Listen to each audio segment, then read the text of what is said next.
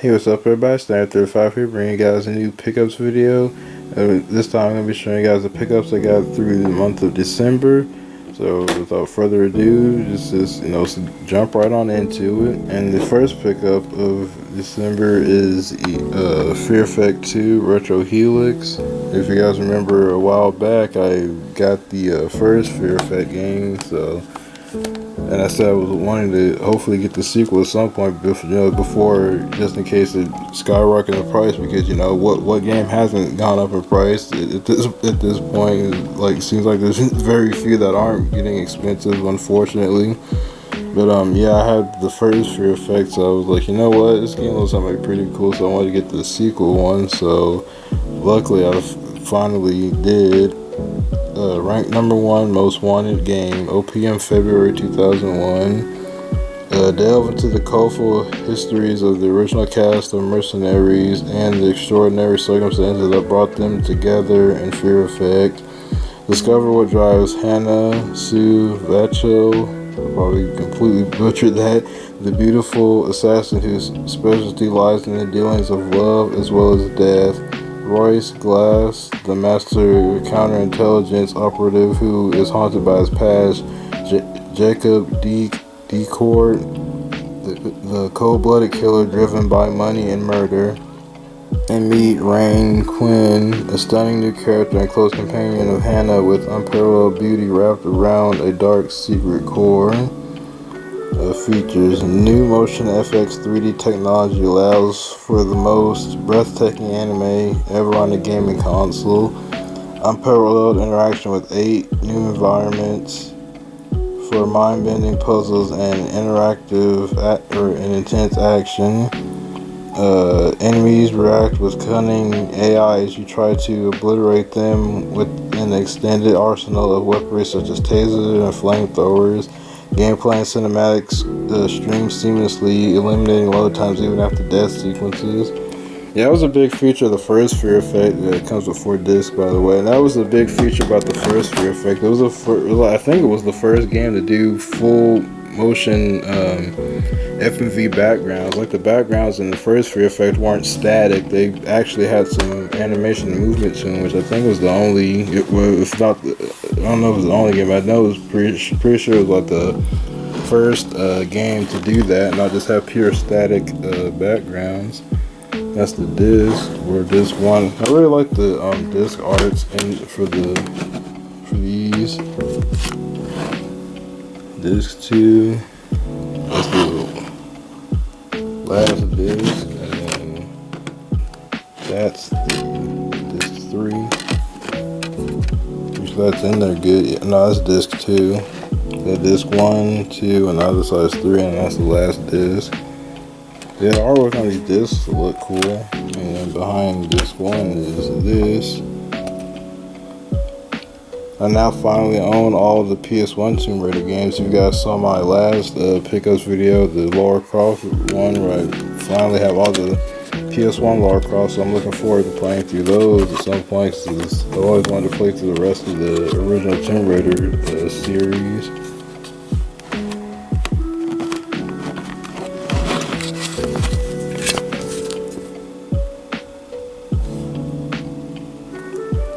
I don't want to take up too much time, so I just want to flip through the booklet really quick. I'm not going to go through all the pages. I don't want this video to go on for freaking 20 years. But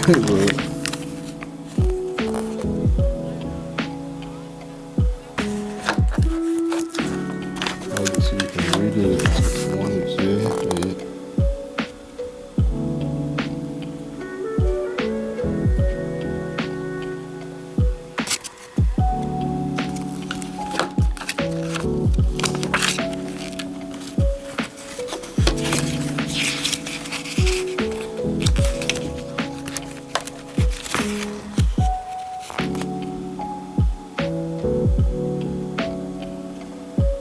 And these are the characters.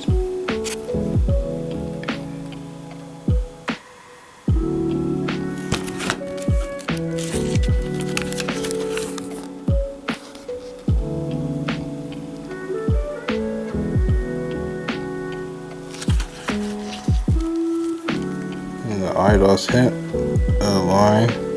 No, I want the hint line still works. Probably not. Imagine if there's just like one dude that's just forever dedicated to the IDOS hint line. It's just one guy on the other side of the line just waiting for somebody in 2021, about to be 2022, to call into the IDOS hotline because they're stuck somewhere in a Fear Effect 2. That'd be funny. Okay, so next up on the original PlayStation games I got is the OG Dino Crisis that comes with the Resident Evil 3 Nemesis demo disc. So it has the game disc and the demo disc. I've never played Dino Crisis. I've always heard things about it, and I always heard people say they liked it. It's pretty good. It's made by Capcom and has fixed camera angles and stuff, so it's basically Resident Evil but with dinosaurs in it. So I always heard good stuff about it, but I've never played any of the Dino Crisis. Not Dino Crisis 1, 2, or the third one on the original Xbox that a lot of people say really isn't all that good. I haven't played either one of these, so I figured I want to start with the OG. It says Raw Instinct takes over. Let's see, Raw Instinct takes over in this new adrenaline pumping journey into survival horror. Something is terribly wrong. Your covert mission to infiltrate an isolated research compound has gone haywire. Now you find yourself pursued by relentless prehistoric terror. Suddenly, your mission becomes a desperate fight for survival. A desperate fight for survival against the most terrifying predators to ever walk the earth. Advanced predatory AI, and you are the Are you the hunter or the hunted? This font on here is so small, and I'm looking at it through like the view of the camera, so it's a little extra hard to read. It's from the creators of Resident Evil. Yeah, that's pretty much it. I'm gonna open this just yet because I have it sealed, but I will, whenever I get around to play. I usually like to just keep the last guy until I eventually do get around to playing it, which if I can find the time, hopefully with sometime soon I can play. Maybe I might try to get into this around October or something. Maybe it seems like it'd be a good game to play around then, but at least I have it now for the time being, because this game is it's already getting kind of up there in price, so I wanted to see if I could hopefully get it before it became even more expensive later down the line. And if I play this and if I enjoy it enough, I might look in to see if I can get Dino Crisis 2, and that's if that game isn't already hugely expensive by the time I get it. I don't know what Dino Crisis 2 goes for right now, but if I like this enough, I'll consider getting the second one if it's if the price isn't ridiculous. I guess that's all the PS1 games I have now is the PlayStation 2. And first up on the PlayStation 2 is this game called Dark Watch. I forgot when I found out about this game. I think I found out about this game around when it came out, not the day of, but I remember always hearing things about this game for years. I'm not recently knew anything about this game. I haven't known about it for years, and I've always wanted to play it. I forgot it was made by High Moon Studios. That's pretty cool. But yeah, I've always heard of Dark Watch, and I remember I watched gameplay of it back in some years ago. I always thought it looked cool and always wanted to play it, and so I figured I'm wanted to buy some of these games I never experienced before, so I figured throw Dark Watch on a list of games, because this game looks really cool. It's an old Western style first person shooter where you're a vampire. Well, I think you get turned into a vampire pretty much, and you have to fight all these undead creatures and stuff. It looks really cool for the gameplay and stuff, so I was like, I really would like to play this one day. It says, for centuries, the Dark Watch has protected the world from evil. Now is Jericho Cross. You must join this secret society to save humanity and yourself. There's some screenshots of vehicles in it too. Death fears those who wear the badge. Powerful weapons, each with unique secondary melee attack. Fire at enemies from horseback or armored vehicles. 2-player split screen co-op. That's cool. I actually didn't know this game had co-op. I thought it was just a single player game. That's pretty cool. It has co-op. Dynamic enemy and NPC AI. Your decisions determine the path of good or evil.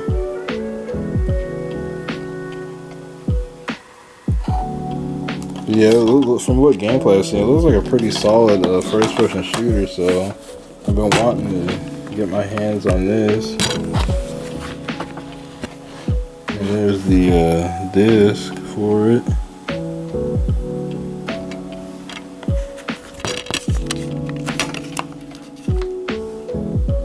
Back of it looking pretty sharp.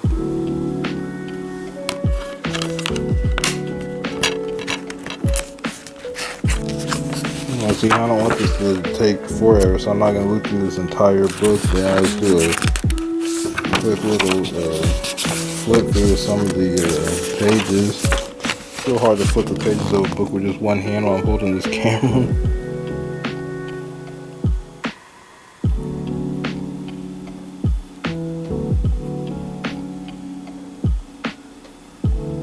You can pause it if you want to read any of this. Just doing a quick flip through.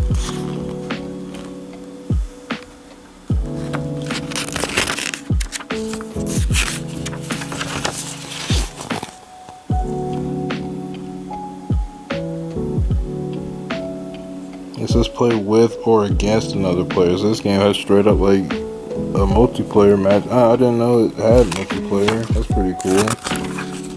I'm sure it's down by now, but you know, maybe you can use like the X-Link thing or something to play the online. If this has online, if you really wanted to play it like that.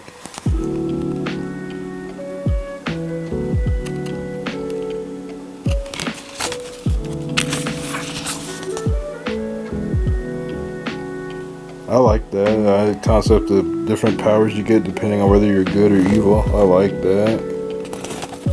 It's a neat concept.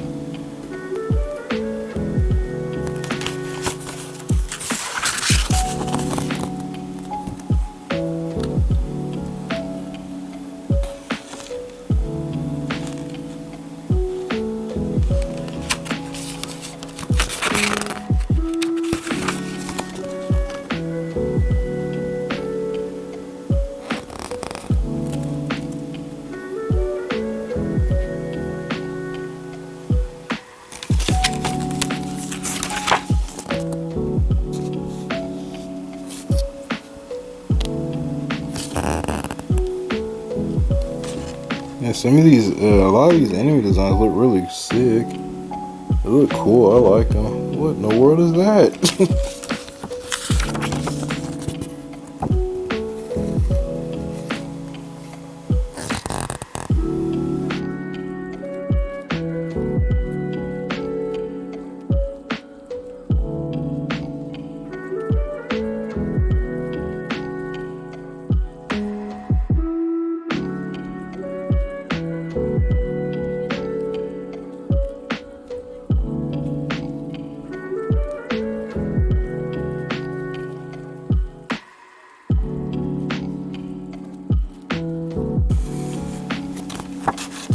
Weapons in this game look really cool. It might be really fun to use. Yeah, I'm not gonna flip through the entire manual. Just wanted to do a quick little run through of some of it. But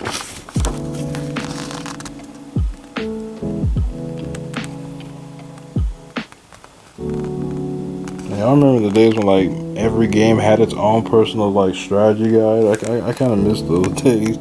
I didn't have a whole lot of strategy guides back in the day, but like, man, it was cool how a lot of games had their own strategy guides. Cause some of them had like exclusive art that you couldn't find anywhere else or something like that. So it had like kind of double as its own little art book in a way too. Kind of miss strategy guide days like that. But anyway, that's a Dark Watch. Alright, and the next PlayStation 2 game I got is this game called Firefighter FD18, made by Konami.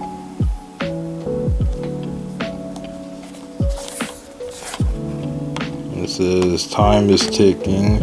A deadly arsonist is on the loose, setting fire to parts of a major U.S. city. With each passing second. The public becomes increasingly in danger. As Dean McGregor, a heroic firefighter, your mission is to fight the blazes, save innocent lives, and unravel a mystery about who is behind the fires. Can the arsonist be stopped before the city is engulfed in flames? The most exciting and tension-packed firefighting experience ever. Save innocent civilians, fight raging infernos with water hoses, the IFEX impulse gun, and other high-tech equipment. Realistic depictions of fire, including backdrafts, flashovers, and chemical explosions. Dolby Pro Logic 2 brings the crackle of fire to life. Features music arranged by Class Badlets. Pirates of the Caribbean, K-19, The Widowmaker. Huh, that's cool. But yeah, I found out about this game like back in the day. I actually didn't recently find out about it through a video or anything. I've known about this game for a while. I wanted kind of around when it originally came out, because I want to say I saw a commercial for this game on TV back in the day, like around when it came out. I remember before, like a while back, I randomly looked on YouTube to try to find the TV commercial I saw of this game, because I just out of the blue thought about it, but I couldn't find it. Like, I don't know if like I imagined the freaking commercial was. I don't know, but I could have sworn I saw a commercial on TV for this game, and I tried to find the original, like the ad for it on YouTube. I looked, and at the time I looked, and I didn't see I couldn't find where the commercial was uploaded or something like that. But I could have sworn that's where I found out about this game from, was the commercial on TV around when it had came out back then. So I was always aware of this game, and I always thought it looked cool, but I just never got around to playing it back in the day. It's kind of like, it's one of those games where you see it, but then after a while you just forget about it, and then you suddenly remember it, or something about it that makes you remind you of it, and then you just get remembered. It's like, oh yeah, I forgot about that game. Here's the disc.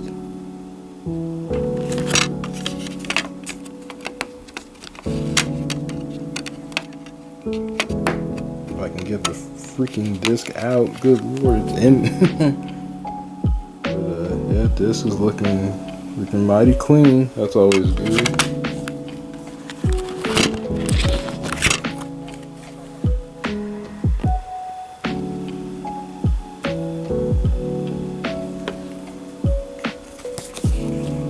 Here's the instruction booklet for it. Once again, I'm not gonna look through the entire thing. I just wanted to look through it a little bit really quick.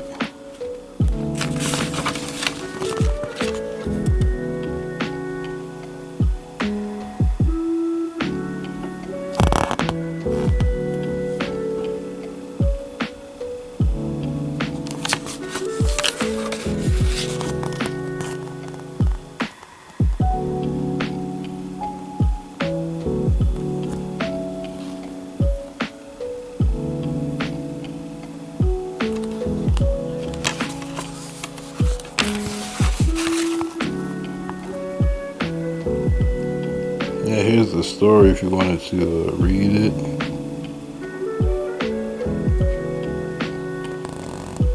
And pause it if you want to read it. Hopefully I don't catch too much glare.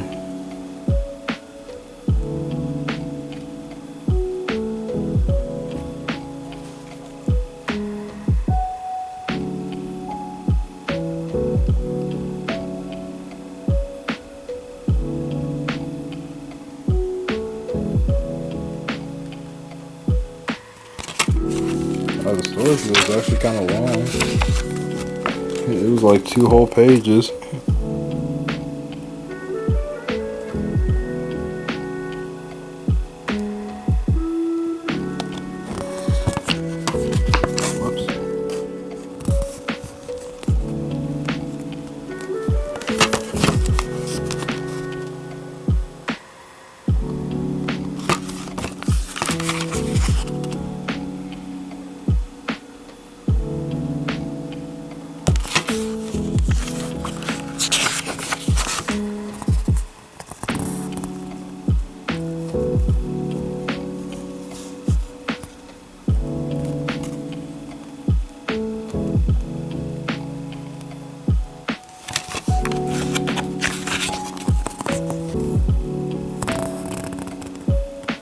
yeah, I'm not gonna go through the entire book. We just wanted to, show a glimpse of what some of it looks like.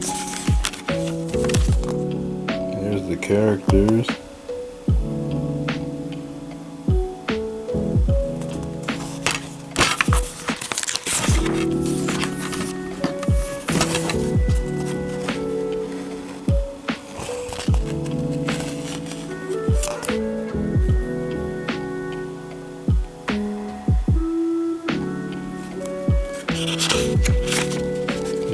Just the credits.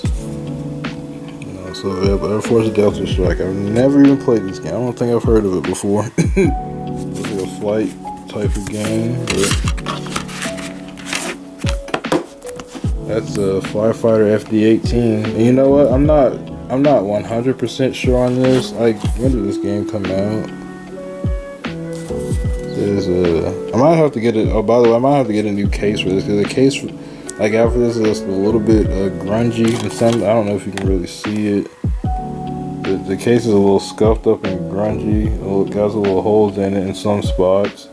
But that's fine. I can just replace the case. But anyway, like I was saying, this game came out in this is 2003. Now I'm not 100% sure on this. I could have sworn I thought I read or saw somewhere that I think the stuff that happened, I heard that, the stuff that happened in 9/11 inspired this game, because that was in 2001 and this game came out in 2003. So I'm not 100% sure if that's true or not. It's just something I could have sworn I read or heard somewhere, that the inspiration for this game came from the stuff that happened at 9/11 to a degree, about being a firefighter and going and doing stuff like that. I'm not sure if that's true or not, but this is what I heard. I thought it was pretty interesting. But on to the last game.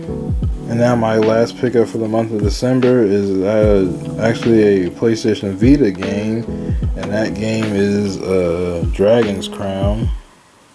I'm still trying to get some Vita games physically here when I can, because the prices for Vita games aren't getting any cheaper.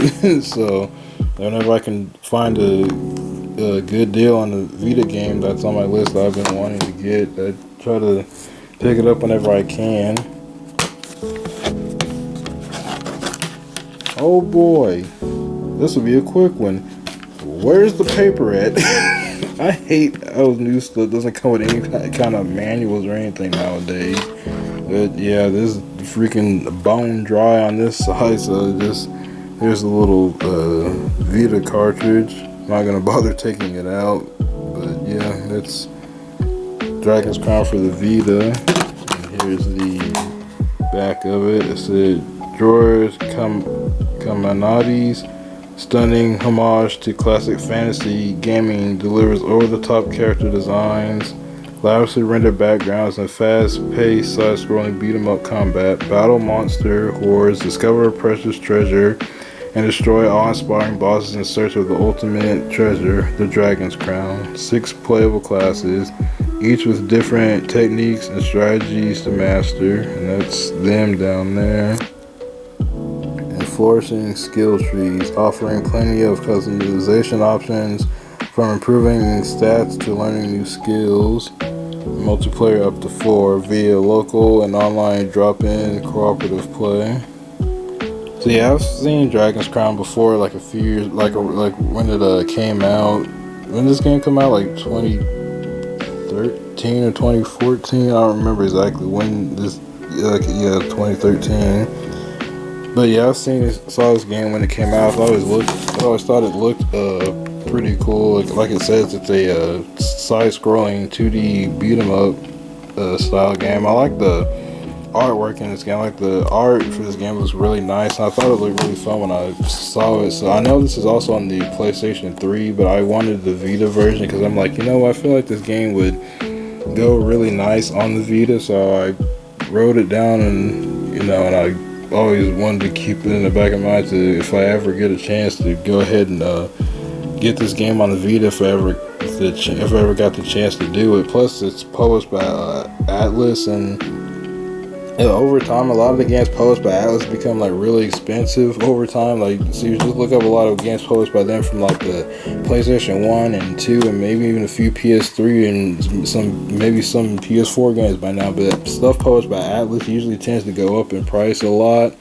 So if there's any games you want that's published by them, if it's not already expensive, it might maybe be a good idea to get it soon, just in case, because it does get expensive. So that's one of the reasons why I picked up Dragon's Crown. I knew I wanted it. I was like, I better get this game since it's an Atlas published game before later on down the line it becomes way too expensive. I mean, it's already a Vita game. Vita games in general are already getting pretty expensive, and that Atlas tax would just add more to it. So I went ahead and copped this soon. So yeah, I have like 3 whole physical games for my Vita now. It's this, Uncharted Golden Abyss, and Iconoclast. So at least I'm building up a nice little Vita collection here and there whenever I can find a Vita game for a good deal. See just how many of them I can get while the prices are still relatively cheap. So that's all the pickups I got for the month of December. Knocked a few more games off my little list that I was wanting to get. I'm pretty happy about. A lot of these are something I was wanting to get, now before the prices get even more out of hand than what they're already getting. But that's pretty much the video. I hope you guys had a great holidays, great Christmas, great whatever you celebrate. I hope you guys had great holidays. Hope you guys have a great and happy New Year. I hope you guys got whatever, for whatever presents or anything you wanted. I hope you guys got that. I hope you guys enjoy the video. I'm Star5 and I'm out. Please don't forget to leave a rating, comment, and subscribe. And Happy New Year. Peace.